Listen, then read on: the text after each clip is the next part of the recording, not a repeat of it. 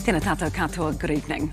Wairoa's Mayor is calling for a government inquiry into why the Regional Council didn't bulldoze the river mouth open sooner and prevent the flooding of 400 properties. Locals are furious the council didn't act sooner, and even the contractor says it was ridiculous he wasn't mobilised until it was too late. Alexa Cook reports from Wairoa. Covered in debris and filled with mud, a business now ruined. Hundreds of homes flooded and lives turned upside down. It's just devastating. I mean, it's gone right through the pack house, the processing, everything that we've built up all these last 15 years. The Emergency Management Minister was in Wairoa today, facing angry locals who are blaming the Regional Council's inaction. 32 years, I've never seen flooding like this ever. No. Ever. No, the council, this is their fault. Yeah. Oh, why? They should have opened the bar. You ask everybody, mate, the bar should have been open. Why wasn't it opened on Monday when it wasn't raining? And now we've got 7, 8 jobs on the line. We don't know if we've got jobs next week because of this. It's bad. In big weather events, the Regional Council digs channels in the sandbar across Wairoa's river mouth so the river can flow out to sea more easily. But the work didn't begin until Tuesday morning when the heavy rain had already started. I just can't understand it. The insurance company should sue the Regional Council. What's your message to the Regional Council? Get your ass out here and have a look what's going on. Don't sit around and... Don't ever want to see that happen again. That should never have happened. No. The river swept into 400 properties. This map shows the 3 to 4 blocks of damage, an area that has never flooded before. Wairoa's Mayor texted the Regional Council on Monday saying locals were angry that no action was being taken and that there should be machines mobilised at least 24 hours ago or more. This poor performance is unacceptable for Wairoa. The Regional Council's Chief Executive texted back saying timing is important as they need high flows to have a chance of working, so they can't do it a week in advance.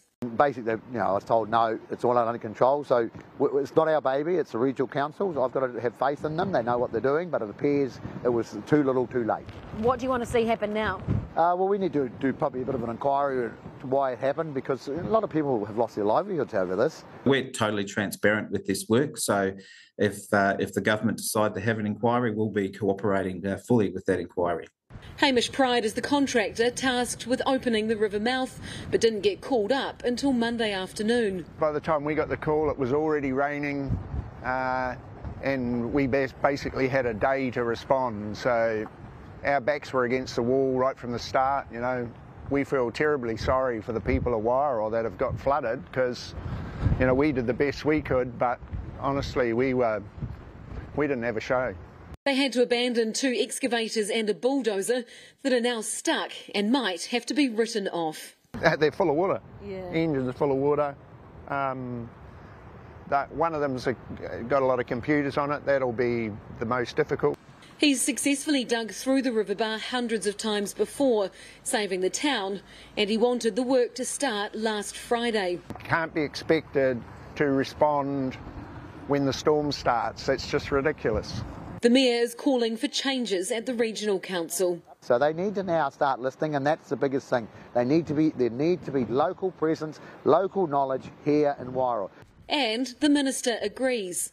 I've heard the message loud and clear that the locals, and they know the area better than anyone. Will you be talking to the Regional Council about what went wrong this week? So I'll definitely be having conversations with the Regional Council. And Wairoa now has a huge clean-up on its hands. All of this slash and timber had washed down the river during Cyclone Gabrielle. The council had then stacked it up alongside the river, but in this week's flood it's been washed everywhere, all over again. A flood that's caused more than just physical damage. I don't know if I can come back from this or not, really. A feeling many will be sharing. Well, Alexa joins us now from Wairoa. Kia ora, Alexa. What's the government's response likely to be? Well, Sam, the Minister told me today that he will be taking a paper on these issues to Cabinet on Monday so that it can be talked about in Parliament. Now, he's not promising a full-blown government inquiry just yet because he said the region is still in its response mode and it's a bit too soon for that. However, he's not saying that he won't do it either. He's promising that he will look into these issues, that he will talk to the Regional Council and try and get to the bottom of what did or did not happen on Monday. And that's something that this region just really wants to see, because we know that these floods are just going to happen again and again, and we need to make sure that the decisions are made early and made properly next time to try and save some of those homes and businesses. Indeed. Ngā mihi, Alexa, thanks so much.